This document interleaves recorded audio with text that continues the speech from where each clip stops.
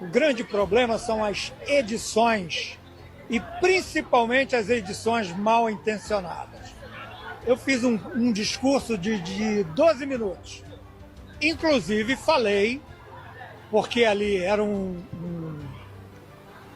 evento de treinadores, e a pergunta que me foi feita foi sobre a situação atual do treinador brasileiro.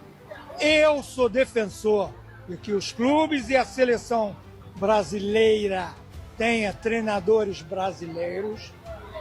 Eu defendi até o último momento isso.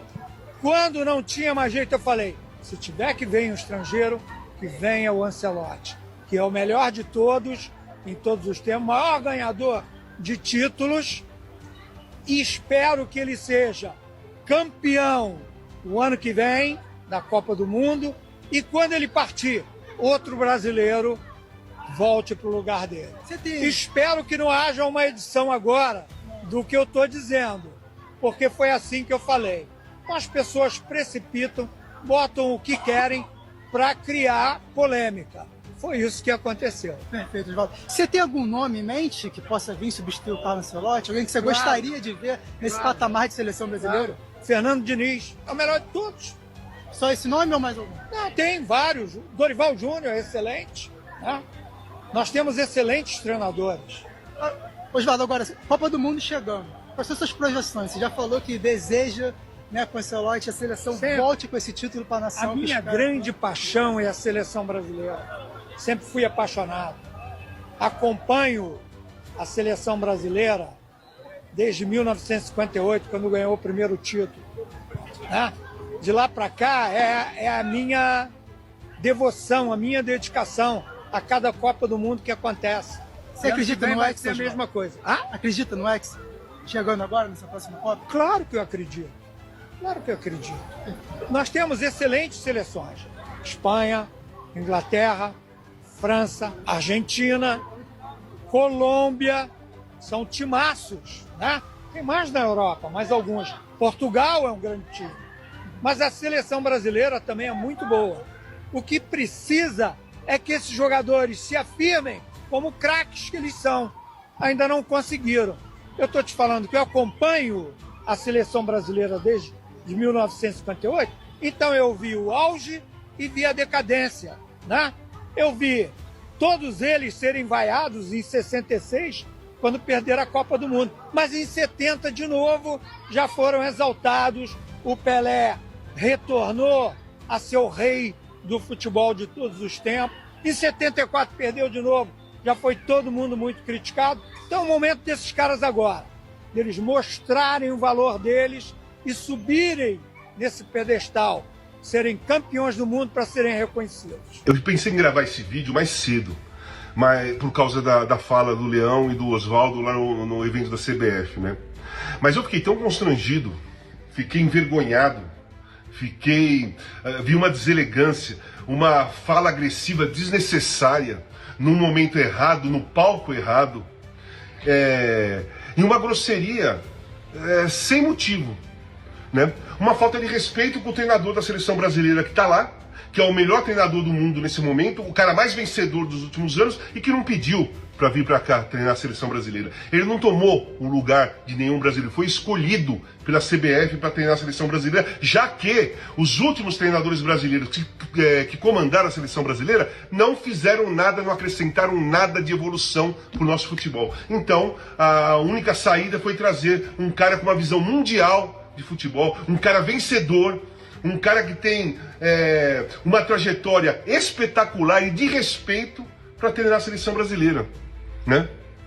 Tirando o Felipe Luiz, que eu acho ele fantástico, inclusive as entrevistas dele são boas, está fazendo um ótimo trabalho no Flamengo e tem uma escola totalmente europeia de ver o futebol.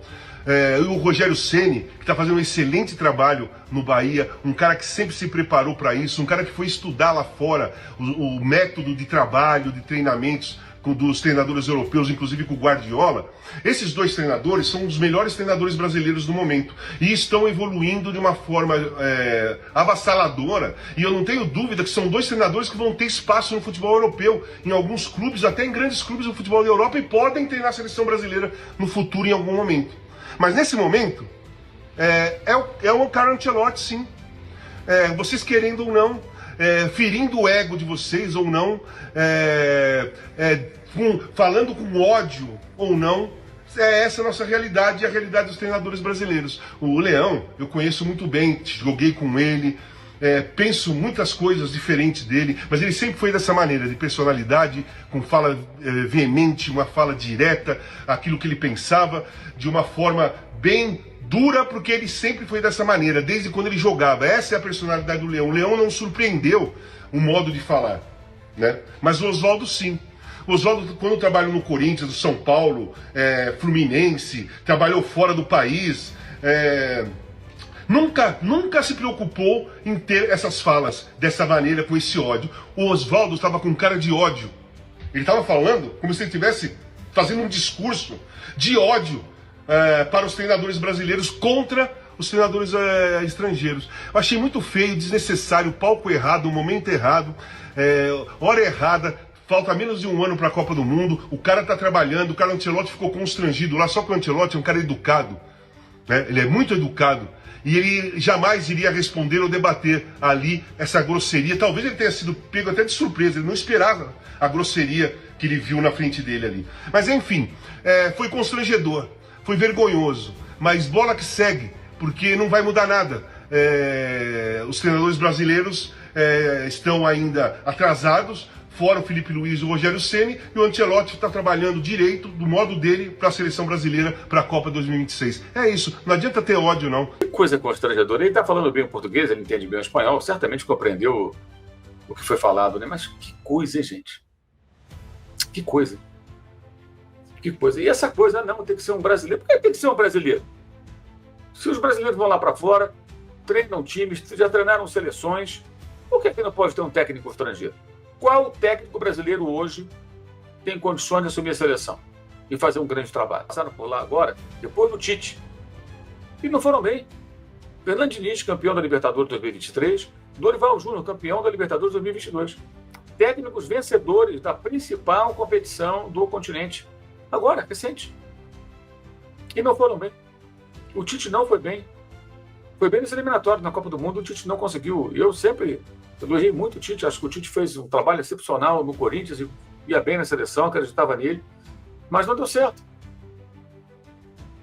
É impressionante, gente. Isso é muito, muito constrangedor, gente. Meu Deus, eu achei... Eu não vou nem falar mais nada, porque... Ah, meu Deus do céu, que coisa, né, cara?